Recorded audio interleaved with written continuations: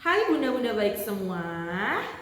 Senang sekali Bu Nevi hari ini bisa berjumpa untuk sedikit berbagi tips mengenai tentang cara mendampingi anak ketika melakukan pembelajaran jarak jauh yang biasanya kali ini khususnya di kelompok bermain Al Baitul Amin Jember, PJJ juga dilakukan secara virtual class sehari-hari, yaitu melalui Zoom class.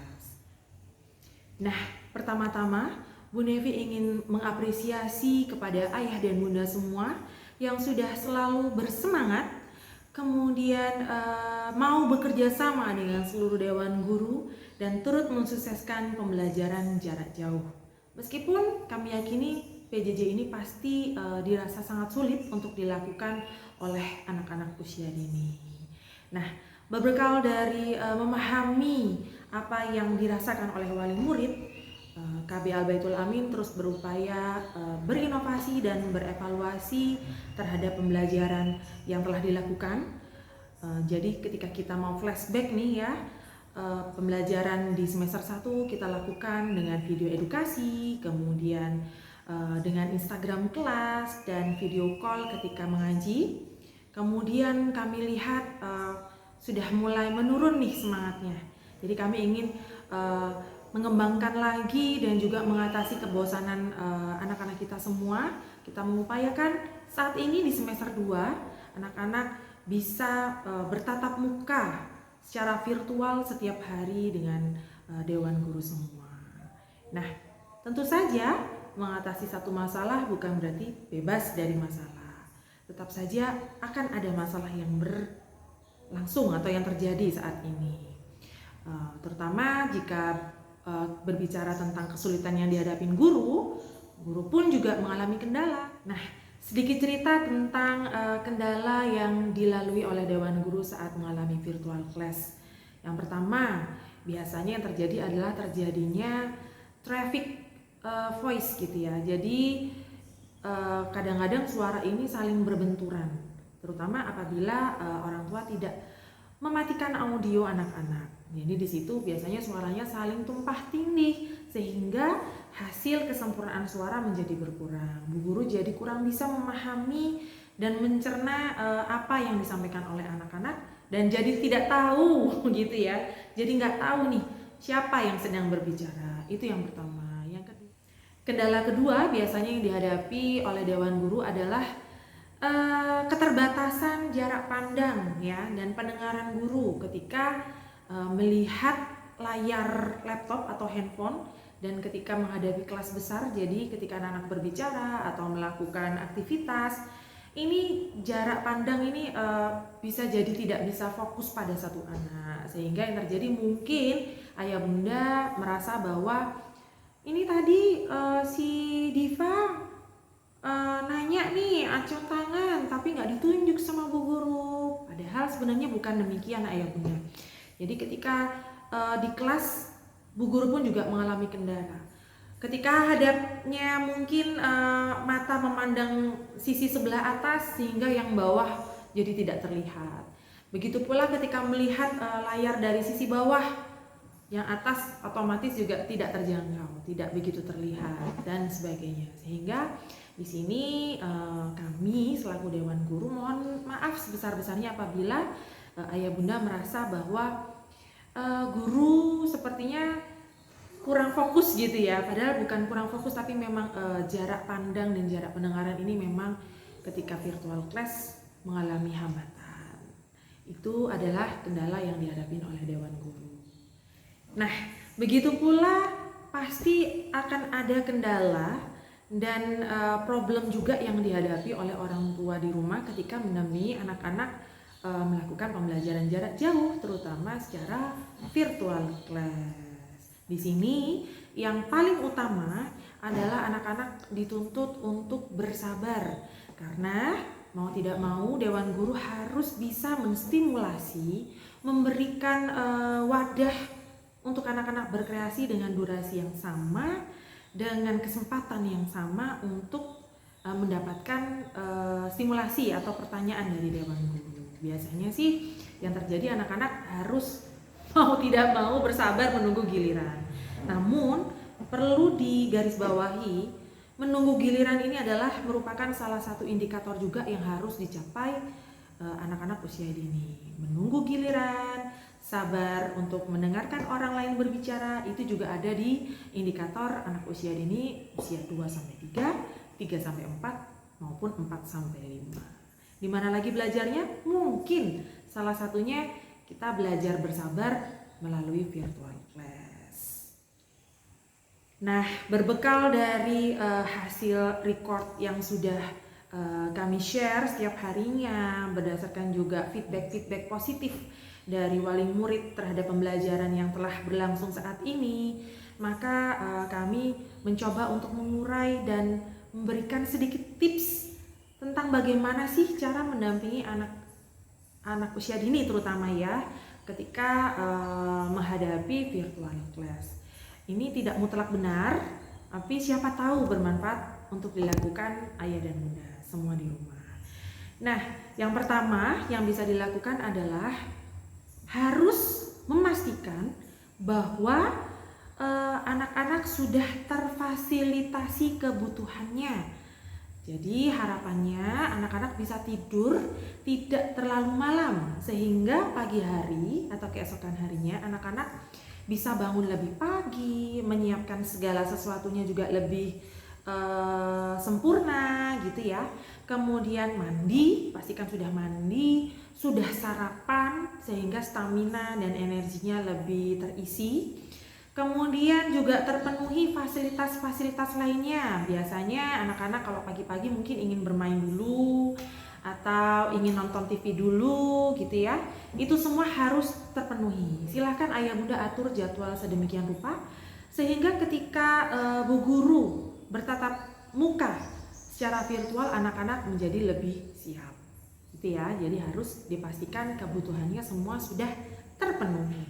Tips yang kedua, ayah dan bunda harus memahami dan harus mulai mengenal bagaimana sih tipikal cara belajar anak-anak di rumah dan mengenal bagaimana sih karakter si anak-anak ini gitu ya. Jadi biasanya yang ibu guru amati ternyata anak-anak ini mengalami atau melalui percepatan yang berbeda-beda antara satu dan yang lainnya tidak sama, bukan berdasarkan hasil karya akhirnya, namun ketika anak-anak berproses melakukan kegiatan ternyata percepatannya pun juga berbeda-beda. Ada yang mungkin membutuhkan durasi lebih lama karena mungkin lebih teliti, lebih suka berimajinasi, merangkai, kemudian lebih suka menuangkan idenya lebih kaya lagi, jadi sehingga membutuhkan waktu yang lebih lama. Ada juga anak-anak yang percepatannya mungkin melebihi dari teman-teman. Jadi ketika teman-temannya masih mengerjakan si X gitu ya, katakanlah si X sudah selesai duluan. Nah, inilah anak-anak yang dikatakan mengalami percepatan yang lebih dibandingkan anak-anak yang lainnya. Sehingga ayah dan bunda juga bisa menyediakan kegiatan-kegiatan alternatif selain dari kegiatan yang ibu guru berikan. Biasanya ibu guru memberikan dalam satu hari ada 2 kegiatan yang harus dilakukan oleh anak-anak. Namun untuk anak-anak yang memiliki percepatan yang lebih dibandingkan yang lainnya, ayah bunda dapat menyediakan kegiatan alternatif atau kegiatan cadangan begitu ya. Jadi bisa mungkin memberikan buku bacaan atau buku cerita, buku LKS pendamping gitu ya.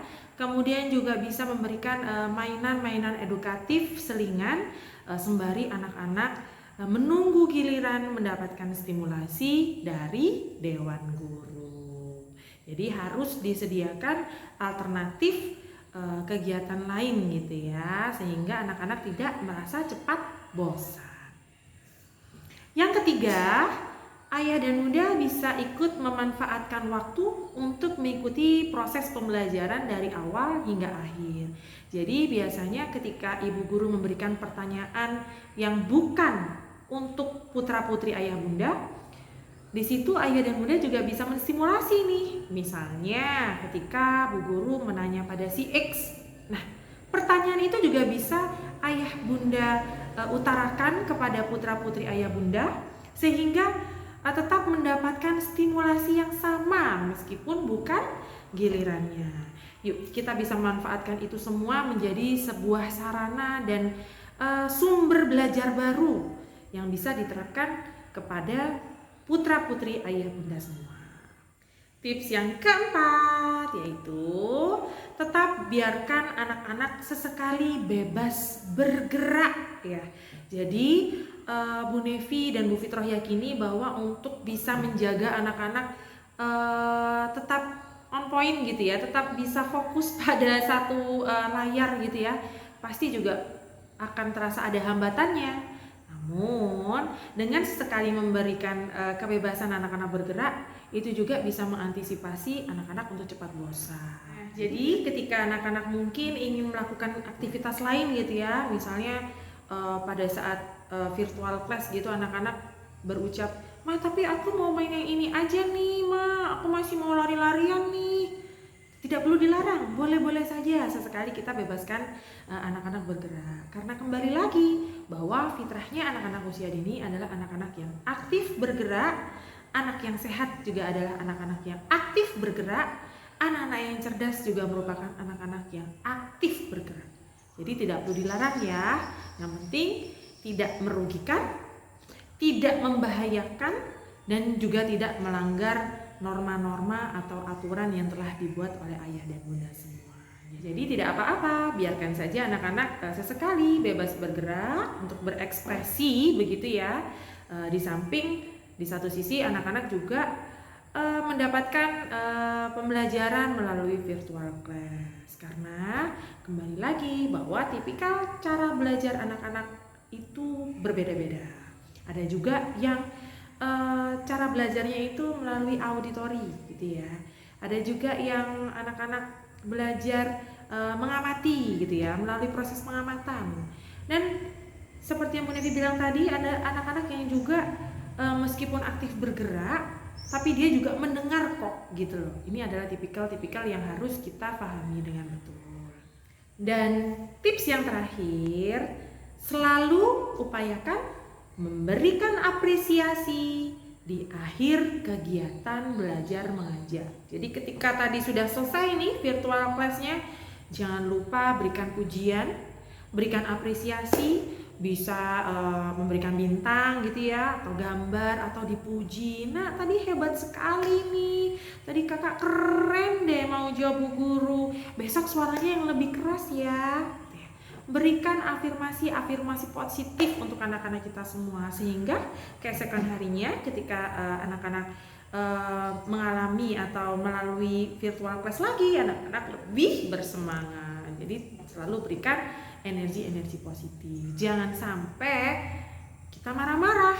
Misalnya, tadi kok kamu nggak mau ngomong sih? Kamu nih gimana sih? Kamu nggak bener gitu ya. Aduh, jangan sampai ya bunda ya. Jangan sampai kita mengkerdilkan anak-anak dengan kalimat-kalimat yang kurang efektif atau kalimat-kalimat negatif gitu. Itu lebih baik dihindari. Dan jangan lupa selalu berikan motivasi untuk anak-anak lebih bersemangat lagi. Nah, mungkin itu saja yang dapat Bu Nevi berikan hari ini, yaitu tips mendampingi anak usia dini dalam melakukan pembelajaran jarak jauh. Semoga ilmu ini bisa bermanfaat untuk ayah bunda semua. Walaupun Bu Nevi yakin sebenarnya ayah dan bunda lebih jago dan lebih expert, lebih paham tentang putra-putri ayah bunda masing-masing. Dan apabila ayah bunda memiliki kritik, saran, ataupun ada hal-hal yang ingin ditanyakan, boleh banget bisa wapri atau langsung konsultasi ke sekolah menemui Bu Nevi, Bu Fitroh, ataupun Ibu Kepala Sekolah di sekolah kita tercinta, yaitu di kelompok bermain Al-Baitul Amin Jember. Kami tunggu sumbangsi positifnya. Wabillahi taufiq wal hidayah. Wassalamualaikum warahmatullahi wabarakatuh. Terima kasih. Sampai ketemu lagi.